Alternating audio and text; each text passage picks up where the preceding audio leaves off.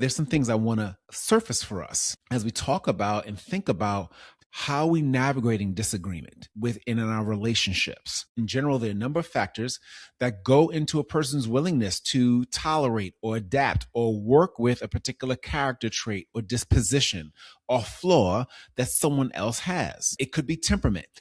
It could very well be that you, or even in this instance, that Barnabas had the temperament to be able to demonstrate the patience and willingness to work with someone who had what we could say is this perceived character flaw of John Mark, to just up and abandon his commitment midstream in the middle of a big project or a big endeavor or mission.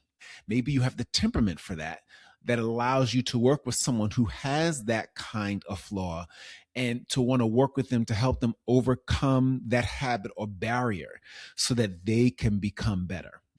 Also, it might be a high stakes situation. The stakes of a situation might cause you to be more or less willing to tolerate someone's lack of commitment. It could be that this particular moment in time, this sense of urgency that might be present may cause you to sharply be intolerant of taking risks with an individual whose past mistakes, if repeated again, could create an even more dangerous or potentially hazardous outcome in the future.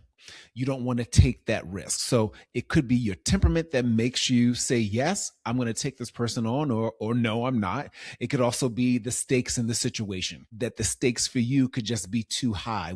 Whereas for someone else, those high stakes aren't as a threat for them because of what they're willing to invest in that individual and have the capacity to invest in that individual despite the past experience. If we refuse to revisit our assumptions about people after they fail, we will miss out both on their future contributions and our own growth, especially growth in our approach to how we assess someone's value and liability to a community or to a cause. And so the ability to discern how and in what areas someone has grown beyond our past knowledge of them, both their wins and their losses, should never be taken for granted.